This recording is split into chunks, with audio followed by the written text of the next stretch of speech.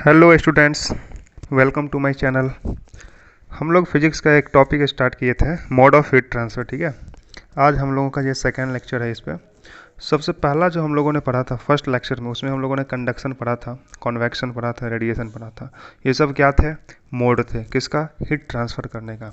एक हीट को ट्रांसफ़र करने के लिए कितने सारे मोड है? बहुत सारे मोड है, कंडक्शन, कन्वेक्शन, रेडिएशन। इन लोगों के बारे में हम लोगों ने पढ़ा था। ठीक है, कुछ याद कीजिए, रिकॉल कीजिए इसको। ओके, आज जो हम लोग पढ़े उसके बाद हम लोगों ने कंडक्शन स्टार्ट किया था। जैसा कि आपको याद है, व्हाट इज़ कंडक्शन, ये सब मैंने बताया था आपको। स्टेडी स्टेट क्या होता है, व्हाट इज़ स्टेडी स्टेट, तो इसके लिए मैंने बताया था एक डब्बा मान लीजिए जिसमें से कुछ लीक नहीं होना चाहिए। मतलब हीट को ट्रांसफ़र इस एंड से इस एंड के, एक डब्बा मान लीजिए, इस एंड से इस एंड पे करना है। ठीक है, वही हम लोगों ने देखा था। उसके लिए क्या क्या कंडीशन बताया था। आउटर सरफेस इंसुलेटेड होना चाहिए, और क्या बताया था, उसका जो क्रॉस सेक्शन एरिया होता है वह हीट एब्जॉर्ब नहीं करना चाहिए। ये सब हम लोगों ने बात कर रखा था। ओके, आज जो हम लोग बात करेंगे थोड़ी देर में बताते हैं, पर रिवाइज कर लेते हैं। उसके बाद हम लोगों ने बात किया था इसके बारे में, क्या था, टेम्परेचर जो होता है क्रॉस सेक्शन का जो मैंने बताया था वह डिफरेंट होता है और घटते जाता है हीट फ्लो के डायरेक्शन में। और ये ज़रूरी है क्योंकि ये टेम्परेचर डिफरेंस ज़रूरी है हीट फ्लो के लिए। ओके, ये लाइन लिखा हुआ है। ओके ओके, उसके बाद हम लोग क्या पढ़े थे, टेम्परेचर जो होता है एवरी क्रॉस सेक्शन का वो कांस्टेंट होता है लेकिन इक्वल नहीं होता। ये सब हम लोग एक्सप्लेन कर रखे थे। अब जितना हीट जाएगा उतना ही निकलेगा भी, ये इंपॉर्टेंट है। यहाँ पे T1 ज़्यादा होगा तभी हीट फ्लो इधर से इधर की तरफ होगा। ये सब हम लोग बात कर रखे हैं। उसके बाद हम लोगों ने इसके बारे में बताया था, और उसके बाद यहाँ से हमारा एक इम्पोर्टेंट फार्मूला निकल कर आया था, जो कि ये था one of the most important formula. Okay, dQ/dt that is the rate of flow of heat. ठीक है, तो ये कितना होता है कि KA/L T1 minus T2। What is T1 high temperature, जिस टेम्परेचर से, यहाँ पे देख रहे हैं आप, ये टेम्परेचर हाई है और यहाँ लो है, तभी तो हाई टेम्परेचर से लो टेम्परेचर की तरफ जा रहा है। तो वही T1 माइनस T2 है। यहाँ पे सिंबल प्लस आ गया था। ठीक है, कैसे आया था हम लोगों ने एक्सप्लेन कर दिया था। उसके बाद K क्या था, तो K के बारे में मैंने बताया था, यह थर्मल कंडक्टिविटी है। और ये किस पे? सिर्फ और सिर्फ मटेरियल के प्रॉपर्टी पर डिपेंड करता है। जैसे अगर आयरन रॉड है तो उसका के सेम होगा, फिर जैसे स्टील है तो उसका अलग होगा, है ना। इस तरीके से सबका डिफरेंट डिफरेंट होता था। के सिर्फ मटेरियल के पार्टिकल पे डिपेंड कर रहा था और किसी चीज़ पे डिपेंड नहीं कर रहा था। ये सब मैंने बता देखा था।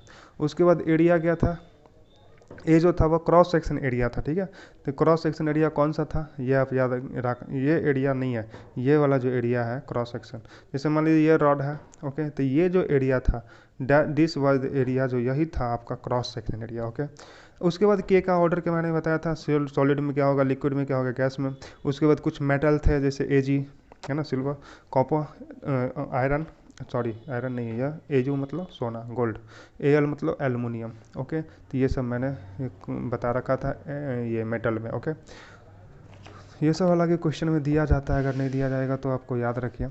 उसके बाद मैंने आपको इसके बारे में बताया था, यूनिट के बारे में। यूनिट क्या था, के का जूल पर सेकंड, मीटर केल्विन, वाट पर मीटर केल्विन। ये सब हम पिछली क्लास में पढ़ रखे हैं, इसलिए इसको हम लोग सिर्फ देख रहे हैं। ठीक है, उसके बाद माइनस dt/dx क्या था, टेम्परेचर ग्रेडियंट। dt क्या था, temperature difference. dt/dx temperature gradient का मतलब डिस्टेंस के साथ फॉल इन, मतलब rate of fall in temperature with distance, मतलब डिस्टेंस के साथ जो टेम्परेचर गिरता जा रहा है, मतलब घटता जा रहा है, उसी को हम लोग बोलते हैं इसको dt/dx माइनस में था। ठीक है, माइनस क्यों था, क्योंकि घटता जा रहा है इस वजह से। अब देखिए, यहाँ से यहाँ तक तो हम लोग पिछली क्लास में पढ़े थे। आज जो पढ़ने वाले हैं वो यहीं से स्टार्ट है, हमारा टॉपिक यहाँ से स्टार्ट हो गया दोस्तों आज से। ओके, तो आज हम लोग पढ़ने वाले हैं, कंपेयर करेंगे इलेक्ट्रिक करंट से। अगर आप लोग 12th पढ़ रखे हैं, ठीक है, तो आप लोगों को ये जानने में आसानी हो जाएगा। ठीक है, अगर नहीं पढ़े हैं तो कोई दिक्कत नहीं है, हम यहाँ से बेसिक्स ही हैं ये सब भी। ये सब हम कंपेयर कर रहे हैं। देखिए, एक होता है इलेक्ट्रिक करंट। जैसे मान लीजिए ये वायर है कोई, इसको अगर कुछ जोड़ा हुआ नहीं है, इसका मतलब ये है जो इसको हम बैटरी से जोड़ रखे हैं। ठीक है, तो ये मान कर चलिए। अब इसका पोटेंशियल V1 है और ये V2 है, और ये कोई आयरन रॉड है, टेम्परेचर डिफरेंस T1 और T2 है। ठीक है, तो इसमें हीट का फ्लो होगा और इसमें करंट का फ्लो हो रहा है। कोई तार है जिसको रेजिस्टेंस के थ्रू और वोल्टेज दे रखा है इसको बैटरी के थ्रू। हो गया, तो V1 है और V2। V क्या है, पोटेंशियल डिफरेंस, तो V1 और V2। ठीक है। और यहाँ पे T1 T2 क्या समझ रहे हैं, टेम्परेचर, dQ/dt क्या मतलब कितना इसमें फ्लो हो रहा है, क्या हीट फ्लो हो रहा है वो हम देख रहे हैं। तो अब देखिए यहाँ पे टेम्परेचर डिफरेंस जितना होगा उतना ज़्यादा हीट फ्लो होगा, अभी जस्ट हमने पीछे पढ़ा है। तो T1 - T2, पीछे हमने फार्मूला एक पढ़ा था, dQ/dt is equals to KA/L into T1 - T2, ये फार्मूला हमने जस्ट अभी पढ़ा है थोड़ी देर पहले। उसके बाद हम लोग यहाँ पे वहीं से T1 - T2 अगर आप निकालिएगा तो dQ/dt इंटू L/KA हो जाएगा। पीछे फार्मूला आप देखिए और याद कीजिए, और वहीं से हमने ये लिख दिया है, ठीक है। ओके, कोई दिक्कत नहीं है। अब देखिए यहाँ पे पोटेंशियल डिफरेंस जो होता है, बचपन से आप पढ़ते आ रहे हैं या फिर पढ़ा होगा आपने पिछली क्लासेज में, potential difference V is equal to IR। Current बराबर क्या होता है, मतलब ये वोल्टेज बराबर क्या होता है, I into R. I current है, R रेजिस्टेंस है। ये आपने, ये बेसिक है, ये आपको पता होगा। अब यहाँ से और यहाँ से इन दोनों को कंपेयर करिए और देखिए हम लोगों का क्या क्या डिफरेंस आ रहा है। यहाँ पे पोटेंशियल डिफरेंस है तो यहाँ पे टेम्परेचर डिफरेंस है। ओके, यहाँ पे करंट है तो यहाँ पे क्या dQ/dt है।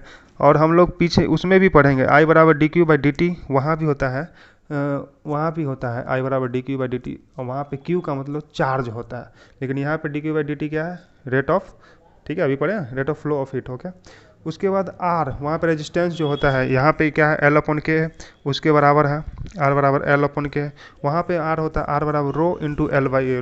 रो क्या होता है, रेजिस्टेंस, उसी तरह से होता है, ठीक है, बाद में बात करेंगे। L क्या होता है, A क्या होता है, ये सब हम बाद में बात करेंगे। ये करंट इलेक्ट्रिसिटी का टॉपिक है ये। ओके, और यहाँ पे R बराबर L/Ka, यहाँ पे R बराबर ρ/A, और ये थर्मल रेजिस्टेंस हो गया। ओके, अब dQ/dt जो हम लोग अभी यहाँ पे देख रहे हैं, dQ/dt वह किसके इक्वल हो गया, dQ/dt T1 - T2 upon R के। ओके, बस इतना सा आप याद रख लीजिए, ठीक है। इनको कंपेयर हम लोगों ने कर रखा है। चलिए अब इसी को इवेलुएट करेंगे, इसको कैलकुलेट करेंगे, बहुत सारा क्वेश्चन इस पर, कोई दिक्कत आई थिंक यहाँ तक तो नहीं होना चाहिए। अब देखिए, to calculate equivalent thermal conductivity जो है उसका इक्विवेलेंट हम लोग निकालने वाले हैं। अब देखिए इसको हम दो कॉम्बिनेशन होता है, ये भी बेसिक है, सुनिए। एक होता है सीरीज कॉम्बिनेशन, आपने नाम सुन रखा होगा, एक होता है पैरेलल कॉम्बिनेशन। सीरीज कब बोलेंगे, पैरेलल कब बोलेंगे, ये तो आपको क्वेश्चन से ही समझ में आएगा। लेकिन सीरीज और पैरेलल जो है ब्रांचिंग के बेसिस पे नाम दिया गया। अगर कोई ब्रांच नहीं है, जैसे यह स्ट्रेट लाइन है, ठीक है, स्ट्रेट लाइन है, कोई ब्रांच नहीं है, तो यह सीरीज में, जितने भी इसमें अगर इस तरीके से हैं तो वह सीरीज में है। अगर मान लीजिए एक ऐसे, फिर एक ऐसे गया, एक यहाँ गया, फिर ऐसे गया, फिर ऐसे गया, तो यह ब्रांच हो गया। ब्रांच का मतलब पैरेलल हो जाएगा, ठीक है। तो ये बेसिक्स हैं। तो सीरीज कॉम्बिनेशन का मतलब यहाँ पे देखिए एक सीध में जा रहा है, ठीक है, मतलब यहाँ से इंटर किया और यहाँ से निकला, है ना, एक ही प्लेट में इंटर किया और उसके थ्रू दूसरा कनेक्टेड है, फिर उसके थ्रू निकला, यह हमारा सीरीज कॉम्बिनेशन इसको बोलते हैं। तो सीरीज कॉम्बिनेशन में हम लोग क्या निकालने जा रहे हैं, थर्मल कंडक्टिविटी का इक्विवेलेंट, मतलब इसका थर्मल कंडक्टिविटी K1 मान लीजिए, इसका K2 है, तो ये पूरा सिस्टम का कितना K इक्विवेलेंट होगा वो हम लोग निकालने जा रहे हैं, ठीक है। क्योंकि K1 और K2 ये तो फिक्स वैल्यू होते हैं भाई, मैंने खुद बता रहा है, जो K किस पे डिपेंड करता है, मटेरियल पे। अगर ये आयरन का रॉड है और ये दूसरा मान लीजिए कोई किसी चीज़ का रॉड है ना, तो फिर दोनों का K अलग अलग होगा। अगर पूरा आयरन होगा तो बात ही खत्म हो जाएगा, K1 K2 इक्वल हो जाएगा। ओके, अब देखिए इसको हम लोग अभी करंट के इस सिचुएशन से इसको मेजर मतलब ये करते हैं, समझने का कोशिश करते हैं। करंट इलेक्ट्रिसिटी बहुत ही इंपॉर्टेंट टॉपिक है, वो भी हम पढ़ाएंगे बाद में फिजिक्स का। अब देखिए मान लीजिए ये वायर है जिसमें करंट फ्लो आई कर रहा है, इसको रेजिस्टेंस यहाँ K1 की जगह R1 मान लीजिए, R1 रेजिस्टेंस है, हाँ ठीक है। और फिर ये वायर है, तो इसमें आप लोगों ने करंट इलेक्ट्रिसिटी में ये पढ़ाया जाता है, अगर सीरीज है, ठीक है, सीरीज कॉम्बिनेशन में जितना करंट आया उतना ही जाएगा यहाँ के थ्रू। तो अगर आई आया है तो यहाँ पे आई ही जाएगा वापस, ठीक है। और यहाँ पे R2 रेजिस्टेंस है, तो ये हमारा नॉर्मल है, ठीक है। इन दोनों को कंपेयर कीजिए, तो R इक्विवेलेंट हम लोग सीरीज में क्या करते हैं, सीरीज होता है तो R1 प्लस R2 कर देते हैं, ये हमारा फॉर्मूला होता है। R इक्विवेलेंट अगर सीरीज में है तो R1 प्लस R2, अगर पैरेलल होगा तो R1 इंटू R2, ठीक, इस तरह से कुछ होता है, बाद में देखेंगे। तो R इक्विवेलेंट अभी जस्ट हमने थोड़ी देर पहले फार्मूला बताया है, R इक्विवेलेंट का क्या था, R बराबर L/K है, तो वहाँ से हमने इसको पुट कर दिया, R1 बराबर L1/K1 इंटू ए प्लस R2 बराबर L2/K2 इंटू ए, ठीक है। और R इक्विवेलेंट क्या हो जाएगा, L1 plus L2 upon K equivalent into A, तो यहाँ से हमने K इक्विवेलेंट निकाल लिया, ठीक है। तो K इक्विवेलेंट सीरीज में क्या आ गया, L1 plus L2 upon L1/K1 plus L2/K2, सब समझते जाइए आप। ओके, तो ये हमारा आ गया। ओके, यहाँ तक आ गया, यहाँ तक आई थिंक समझ गए होंगे। तो ये के इक्विवेलेंट कैसे निकला, L1 प्लस L2 अपन L1 अपन K1 प्लस L2 अपन K2। तो ये इंपॉर्टेंट है, तो इसको आप इस शॉर्ट फॉर्म में याद रख सकते हैं। सीरीज है तो LL के याद रख लीजिए, summation of L upon summation of L upon K, इसका मतलब समेसन होता है, समेसन मतलब जोड़। तो समेसन L का मतलब L1 प्लस L2, एल के का समेसन एल अपॉन के का मतलब L1 upon K1 plus L2 upon K2 plus, अगर 3 है तो L3 अपॉन K3, इस तरीके से चलता जाएगा। अगर मान लीजिए L1 L2 दोनों सेम, अगर ये भी 1 सेंटीमीटर है ये भी 1 सेंटीमीटर है, तो L तो सेम हो गया है ना, तो L1 प्लस L2 2L हो जाएगा। फिर यहाँ पे L upon K1 plus L upon K2, तो कुल मिला के जब इसको आप सॉल्व कीजिएगा तो ये आ जाएगा K equivalent is equal to 2K1 K2 upon K1 plus K2। ओके, ये आ जाएगा। और यहाँ से आप देखिएगा तो K1 के इक्विवेलेंट और K2, इसमें भी क्वेश्चन पूछा जा सकता है, ये याद रखिएगा। K2 का वैल्यू ज़्यादा है, फिर के इक्विवेलेंट, फिर K1। Okay, this is all about series combination. अब मैंने जैसा कि बताया पैरेलल कॉम्बिनेशन बताया ना, एक पैरेलल भी होता है। चलिए पैरेलल के बारे में हम समझ लेते हैं। तो पैरेलल क्या होता है, ये होता है पैरेलल, ये एक रॉड हो गया आपका ऊपर वाला, और एक नीचे वाला जो रॉड है ये आपका हो गया दूसरा वाला। ठीक है, तो दो रॉड है ना, पहला ऊपर और दूसरा नीचे वाला, और इसका लेंथ L है, तो पैरेलल में लेंथ सेम है। ओके, मान यहाँ पे माना गया। अब K1 और K2 इनका क्या है, कोएफिशिएंट और थर्मल, ठीक है, जो हम लोग पीछे पढ़ा था। ठीक है, चलो ठीक है, K1 इसका हो गया और इसका क्या हो गया K2। और एरिया, सरफेस एरिया मान लीजिए इसका A1 है, इसका A2 है, डिफरेंट है, क्रॉस सेक्शन एरिया लेते हैं, पता ही है आपको। तो अभी जस्ट पीछे मैंने पढ़ा है, इसको हम किससे कंपेयर कर सकते हैं, रेजिस्टेंस से, करंट सर्किट से। मान लीजिए ये इसमें करंट I आ रहा था, इसमें करंट कितना आ रहा था, I आ रहा था, और ये रेजिस्टेंस डिवाइड हो गया, ये एक हो गया R1, एक हो गया R2। तो ये होता है R equivalent 1 upon R equivalent is equal to 1 upon R1 plus 1 upon R2। ये पैरेलल का सीरीज, ये पैरेलल का जो है फॉर्मूला होता है रेजिस्टेंस, इक्विवेलेंट रेजिस्टेंस निकालने का। तो उसी तरह से हम लोगों ने ये भी यहाँ पे निकाल दिया। अब ये फॉर्मूला पे हम लोग लगाते हैं R बराबर L अपॉन के, अभी पढ़े हैं जस्ट, R बराबर L अपॉन के ए, वही फॉर्मूला लगाया, R1 बराबर L1 अपॉन K1 इंटू ए, R2 बराबर L2 अपॉन K2 इंटू ए, और L1 L2 बराबर है यहाँ पे L ही है। तो इस तरीके से जब आप निकालिएगा तो ये आपका आ जाएगा। ओके, ये आपको याद रखना है। ये दोनों फार्मूला जो है अभी जो मैंने बताया है आपको, एक तो ये वाला सीरीज वाला क्या था, ये सीरीज वाला जो बताया जस्ट आपको, ये वाला फार्मूला, ये ठीक है, K equivalent is equal to L1 plus L2। इसको हमने शॉर्ट में क्या बताया था, के इक्विवेलेंट बराबर LL के, याद रखिए इसको, मैंने ऐसे याद रखा है LL के। ओके, और पैरेलल में कैसे याद रखना है आपको, का अपॉन, ठीक है, का अपॉन, ठीक है, ये मेरा फॉर्मूला है, याद करना चाहे ना वो आपकी बात है। तो के इक्विवेलेंट क्या याद रखना है, का अपॉन समेशन ऑफ का के ए अपॉन आ। ओके, ए तो के क्या है, कोएफिशिएंट ऑफ थर्मल कंडक्टिविटी, ए क्या है, क्रॉस सेक्शन एरिया। ठीक है, तो ये हो गया। अगर A1 A2 मान लीजिए यह एरिया जो है, इसका एरिया क्रॉस सेक्शन है, इसका एरिया अगर सेम हो जाए तो हम लोग यहाँ से निकाल देंगे K equivalent equal to K1 plus K2/2 आ जाएगा। ठीक है, यहाँ पे भी है K1 के इक्विवेलेंट से कम होगा और इससे ज़्यादा क्या हो जाएगा, K2 हो जाएगा। तो ये हमारा हो गया इसका थ्योरेटिकल पोर्शन कंप्लीट। तभी तक हमने 2-3 फार्मूले को देखा है, जिसमें से पहला था ये वाला, पहला ये अभी तक जो पढ़े हैं वो ये पहला था, K equivalent is equal to का अपॉन पैरेलल में, और LL के हो जाएगा, सीरीज में है तो LL के हो जाएगा सीरीज में। ओके, एक तो ये पढ़ा था LL के वाला, ये वाला, ठीक है, LL के वाला। उसके बाद हमने एक ये फार्मूला को अभी हमने जस्ट लिया, R is equal to L upon K. Okay, ये फार्मूला था। उसके बाद one of the most important formula, this was the formula, dq/dt बराबर के A upon L T1 minus T2। ठीक है, अब इतना ही फार्मूला को देखिए हम लोग कैसे क्वेश्चन को सॉल्व करते हैं। ठीक है, तो क्वेश्चन सॉल्व करना है, बिल्कुल करना है। ये हमारा क्वेश्चन है, एक क्वेश्चन ये है, एक क्वेश्चन ये है। तो पहला लिखिए आप क्वेश्चन और खुद सॉल्व करने का कोशिश कीजिए। ठीक है, उसके बाद मैं बताता हूँ, वीडियो को पॉज कीजिए आप और सॉल्व कीजिए, तब तक मैं भी सॉल्व करता हूँ। ठीक है, पहले लिख लेता हूँ फिर आपको मैं एक्सप्लेन करता हूँ। क्या है ये और ये कौन सा कॉम्बिनेशन है, पैरेलल है। और ये पूरा और ये पूरा कौन सा कॉम्बिनेशन है, सीरीज कॉम्बिनेशन है। अगर हम इसका निकाल लें, ठीक है, अगर इसका पूरा का निकाल लें और फिर इसका निकाल लें तो दोनों का सिंपल हो जाएगा।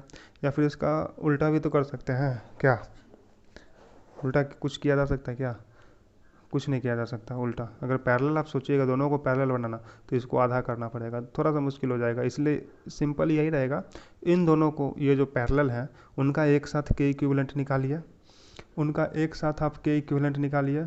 ओके, समझ रहे हैं ना। और इसका फिर जो निकालिएगा पूरा, उन दोनों का सीरीज कर दीजिए। ठीक है, चलिए समझाते हैं क्वेश्चन बनाकर आपको। सबसे पहले मैंने बताया यहाँ पे ये क्या है, रॉड है कोई सा भी, एक ये रॉड है, एक ये रॉड है और एक ये रॉड है। ठीक है, फोटो थोड़ा सा गड़बड़ बन गया है, इसको जो है ऐसे मान लीजिए। ठीक है, सब समझ में आ रहा होगा। चलिए अब हम इसको सिंप्लीफाई करने के लिए क्या करते हैं, एक फ़ोटो और बना दिया हमने। ओके, ये आपका K3 हो गया और इन दोनों को हमने इसको और इसको कंबाइन करके एक कर दिया, तो इसका नाम दे देते हैं K12। इसका हमने नाम दे दिया पूरा का K12। अब इसका K बराबर क्या फार्मूला था, के इक्विवेलेंट निकालने का क्या फार्मूला था, याद कीजिए। अगर पैरेलल में है तो क्या था, का अपॉन था ना फार्मूला, तो का मतलब K1 A1, ओके, का K2 A2 upon A1 plus A2, ये हमारा फार्मूला था। अब इससे जब आप निकालिएगा K12 तो K1 क्या था, K1 ही है यहाँ पे। ठीक है,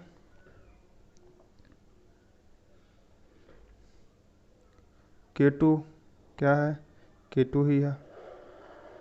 अच्छा, K1 एरिया कितना था, A था, तो वो मैंने छूट गया। K1 A1 एरिया इसका कितना था, 2A था, 2A मैंने लिख दिया। एरिया इसका कितना था, 2A, तो ये लिख दिया K1 A1 plus K2 A2 upon A1 A था और A2 कितना था, 2A था। तो ये हमारा हो गया, ये हो गया। अब इसको सॉल्व कीजिएगा तो यह सिर्फ इसका निकला है, फिर इसका और इसका क्या हो जाएगा, के इक्विवेलेंट मान लेते हैं। तो उसका जब निकालिएगा सीरीज में क्या था, ये पूरा जो है, ये पूरा आप इसका है, सिर्फ इसका है, फिर एक इसका भी निकालना पड़ेगा। तो इसका और इसका कौन सा कॉम्बिनेशन है, सीरीज कॉम्बिनेशन है। सीरीज में जस्ट हमने पढ़ा था एल एल के, सीरीज में क्या पढ़ा था, K equivalent is equal to L L K. ठीक है, तो L1 प्लस L2 है ना, अपॉन क्या था, एल एल के, L1 upon K1 plus L2 upon K2। ये फार्मूला हमने पढ़ा है सीरीज के लिए, फॉर सीरीज के लिए ये पढ़ा है। अब यहाँ पे हम लोग को क्या पढ़ना है, के इक्विवेलेंट निकालना है। तो के इक्विवेलेंट जो है अगर निकालना है तो यहाँ पे L1 कौन सा है, बोलो। यहाँ पे L1 जो होगा ये पूरा का लेंथ हो जाएगा, यहाँ से यहाँ तक L है, यहाँ से यहाँ तक L है ना। और L2 जो है इसका हो जाएगा इतना का 2L, ओके। और फिर L1 यही है पूरा L1 अपॉन K1, ये पूरा वाला K1। और फिर यहाँ पे हो जाएगा आपका L2, तो ये L2 K2 इसका वाला K2, ठीक है, ये वाला K2। अब इस तरीके से आप सॉल्व जब कीजिएगा तो आपका के इक्विवेलेंट क्या हो जाएगा, सुनिए, इसको सॉल्व कीजिएगा इस तरीके से, ओके। तो के इक्विवेलेंट आपका आ जाएगा 3L upon L upon K1 कितना है, K12, ये K1 किसका है, ये वाला है ना, तो K12 प्लस L2 कितना है, L2 जो है ये 2L है ना, तो 2L अपॉन इसका क्या है, K3 है, इसका क्या हो जाएगा, K3 हो जाएगा। जब इसको अब ये K12 जो है, ये वाला K12, ये वाला जो है K12, इसको इसमें पुट कीजिए, ठीक है, इसको इसमें पुट कीजिए, तो फिर ये आपका आंसर आ जाएगा। ठीक है, आंसर डायरेक्ट लिख देता हूँ मैं। जब इसको आप सॉल्व कीजिएगा तो आंसर जो आपका आने वाला है वो आने वाला है 3K3 K1 plus 2K2 upon 2K1 plus 4K2 plus 3K3। अगर नहीं आता है बाय द वे आपका ये, तो गलत है। आप, मैंने बेसिक्स बता दिया क्या करना है, आप समझे। आपको मैं फिर से बताता हूँ आपको करना क्या है। सुनिए, करना मेरे भाई ये है, इस क्वेश्चन में बस इतना सा ध्यान रखना है, ये दोनों तो पैरेलल है ना, तो पैरेलल वाला क्या फार्मूला मैंने बताया, का अपना, ठीक है। और ये फिर इन दोनों को बनाइएगा तो एक हो गया ना, ये पूरा स्लैब एक हो गया, फिर ये पूरा स्लैब एक हो गया, तो ये स्लैब और ये पूरा स्लैब क्या है, सीरीज में है। तो सीरीज में मैंने क्या बताया, फॉर्मूला एल एल के, मतलब summation of L upon summation of L upon के, ठीक है। तो वो फार्मूला लगा के आप इसको सॉल्व कर लीजिए, बस वही मैंने किया है। तो आप इसको समझ में आ जाएगा आपको, अगर छोटा छोटा दिख रहा है तो फिर मैनेज कीजिए भाई, है ना। समझा दिया मैंने वैसे। ओके, अब दूसरा क्वेश्चन पे आते हैं, डैट इज दिस। अब यह क्वेश्चन है, बहुत ही अच्छा क्वेश्चन है ये। देखिए, दो रॉड दिया हुआ है, एक कॉपर का एक आयरन का। अगर पूरा मान लीजिए एक ही रॉड रहता तो कोई दिक्कत ही नहीं होता, के का वैल्यू देने की आवश्यकता नहीं पड़ता। लेकिन यहाँ पे 3K है इसका कॉपर का, और आयरन का K है, ठीक है। ये 100 डिग्री सेंटीग्रेड पे है और यह 40 डिग्री सेंटीग्रेड पे है। ओके, ये 100 पे है और यह 40 पे है। तो आपको टेम्परेचर निकालना है किसका, जंक्शन का। इस जो जंक्शन है, दोनों रॉड का जंक्शन, इसका टेम्परेचर निकालना है, कितना होगा यहाँ का टेम्परेचर। आसान है, खुद सोचिए, जितना हीट जाएगा dQ/dt वो तो सेम होने वाला है ना। इसको कुछ इस तरीके से फिर मैं बता देता हूँ। ये है करंट, अगर आई जा रहा है, ठीक है, तो यहाँ भी करंट आई ही जाएगा ना, तो dQ/dt तो सेम ही रहने वाला है, सीरीज है तो। ओके, तो वह ठीक उसी तरह से हम लोग बना दिया यहाँ पे dQ/dt किसका, कॉपर का इक्वल्स टू dQ/dt किसका है, आयरन का। dQ/dt दोनों का मैंने सेम कर दिया। ओके, तो dQ/dt फार्मूला क्या था, याद कीजिए, KA/L इंटू T1 - T2। तो यहाँ पे आप कीजिएगा, दूसरे पेन से मैं बना देता हूँ। तो इसका आंसर हो जाएगा, मतलब आंसर नहीं, KA/L into T1 - T2। Formula होता है KA/L T1 - T2। देखिए KA/L, ओके, के का वैल्यू कितना है, 3K, तो मैंने 3K लिख दिया। एरिया ए ही है, दोनों का एरिया सेम है, तो ए हो जाएगा। अपॉन एल कितना है, इसका एल दिया हुआ है एल। T1 कितना था, 100 माइनस T2 कितना है, ये वाला टेम्परेचर T0, ठीक है, समझ रहे हैं। Is equals to dQ/dt iron का, आयरन के लिए यहाँ से फिर यहाँ तक एक रॉड हो गया, तो इसका के ही वैल्यू दिया हुआ है, एरिया ए ही है। एल लेंथ कितना है, 2L है, यहाँ से यहाँ तक तो 2L KA/L, तो एल का वैल्यू 2L है, तो यहाँ लिख दिया। फिर T1 यहाँ पे ये था T0 जो है, तो T0 माइनस T2 कितना है, 40 डिग्री सेंटीग्रेड, तो 40 रख दिया। अब इसको आप कैलकुलेट कर लीजिए, सिंपल है ना। तो सिंपल है, तो इसको जब आप कैलकुलेट कीजिएगा तो T0 जो है 91.4 डिग्री सेंटीग्रेड आंसर आ जाएगा। कॉन्सेप्ट आप समझिए, कॉन्सेप्ट बस इतना है, dQ/dt को आपको इक्वल करना है, और फॉर्मूला का बात है भाई, मैथ आपको आता ही है, कोई बड़ा चीज़ है नहीं उसके बाद। Okay, this is all about this question. Okay, अब नेक्स्ट क्वेश्चन पढ़ते हैं।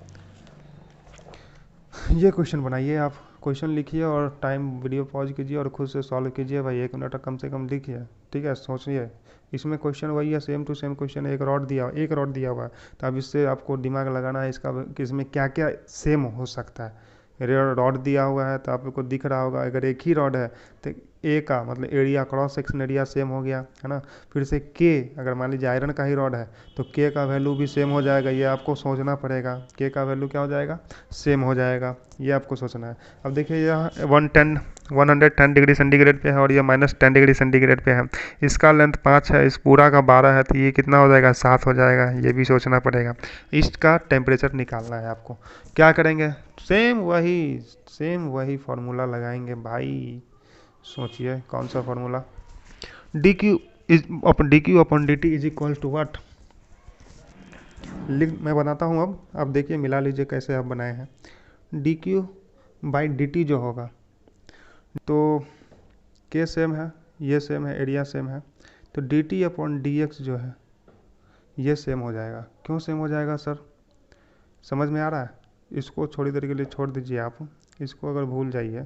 देखिए dt/dx जो है वो सेम हो जाएगा, के सेम है, एरिया सेम है, तो dt/dx जो है dQ/dt पे डिपेंड करता है, और dQ/dt का मतलब रेट ऑफ हीट फ्लो, तो जितना इधर से जाएगा उतना ही यहाँ भी निकलने वाला है, तो यह भी सेम हो जाएगा। तो मतलब dt/dx को आपको यहाँ पे सेम करना है। dt/dx क्या होता है, टेम्परेचर ग्रेडियंट, तो टेम्परेचर ग्रेडियंट को आपको यहाँ पे कॉन्स्टेंट करना पड़ेगा, ठीक है।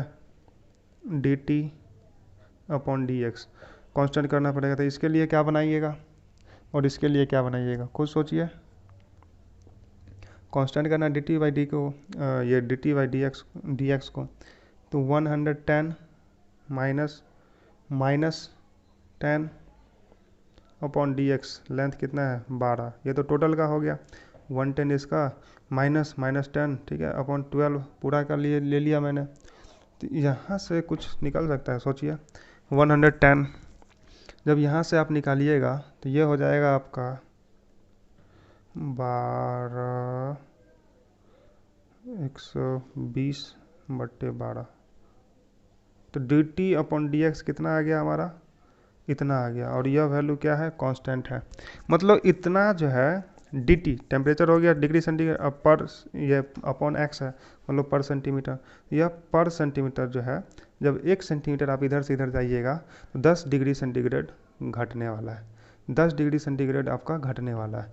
तो हमको निकालना है यहाँ पे, है ना। तो टी नॉट को सोच लो कितना घटेगा, 5 सेंटीमीटर में कितना घटेगा, 10 × 5 = 50, मतलब 50 डिग्री सेंटीग्रेड यहाँ पे घट जाएगा।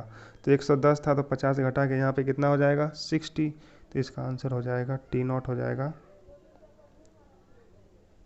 60 डिग्री सेंटीग्रेड। समझे। सुनिए इसको मैं फिर से एक्सप्लेन कर रहा हूँ। देखिए ये रॉड है, इसका एरिया सेम होगा, बिल्कुल सेम होगा, और के का वैल्यू सेम होगा क्योंकि रॉड सेम है। फिर D T by D x ये कांस्टेंट हो जाएगा, क्यों, क्योंकि D Q by D T तो सेम होगा, है ना, सीरीज है ना, इसलिए। तो D T by D x same होगा, लेकिन कितना, यही हमको निकालना था। D T by D x को क्या किया, डी टी मतलब टेम्परेचर डिफरेंस, तो शुरू का है 110 और लास्ट का है -10, तो T1 -T2 था, अपॉन डी एक्स मतलब ये लेंथ 12 सेंटीमीटर। जब इसको सॉल्व कीजिएगा तो आ जाएगा आपका 10 डिग्री सेंटीग्रेड। तो यह D T by D x मतलब इतना डिग्री सेंटीग्रेड जो है 1 सेंटीमीटर में घट जाएगा। यहाँ से यहाँ तक 1 सेंटीमीटर अगर आप आगे बढ़िएगा तो 10 डिग्री सेंटीग्रेड के रफ्तार से घटने वाला है। तो यहाँ से हमने टी नॉट निकाल लिया, टी नॉट यहाँ पे निकालना है, यहाँ से यहाँ तक 5 सेंटीमीटर है। तो अगर 1 सेंटीमीटर में इतना घट रहा है तो 5 सेंटीमीटर में इतना घटेगा, ठीक है। तो बस यही है मेरे भाई। अब ये क्वेश्चन आपके लिए एक होमवर्क जैसा है, आप इसको सॉल्व करके रखिएगा या फिर बना दूँ मैं। एक क्वेश्चन ये है, सॉल्व करके रखिए, ठीक है। नेक्स्ट क्लास में हम लोग इसको देखेंगे, ओके। क्वेश्चन प्रैक्टिस आप कीजिए, देखिए क्वेश्चन आपका बनेगा, सिंपल बेसिक्स है। 1-2 क्वेश्चन और करेंगे, उसके बाद हम लोगों का कंडक्शन कंप्लीट हो जाएगा, ओके। उसके बाद कॉन्वेक्शन देखेंगे, कॉन्वेक्शन में भी कुछ ज़्यादा है नहीं। उसके बाद रेडिएशन देखेंगे, ठीक है। तो इस तरीके से हमारा टॉपिक कंप्लीट मतलब हो जाएगा धीरे धीरे करके, ओके। अभी 4-5 दिन लगेंगे और उसमें के बाद कंप्लीट हो जाएगा हमारा, ठीक है। तो get connected for more videos. Thank you very much, मिलते हैं नेक्स्ट वीडियो में, ओके, बाय।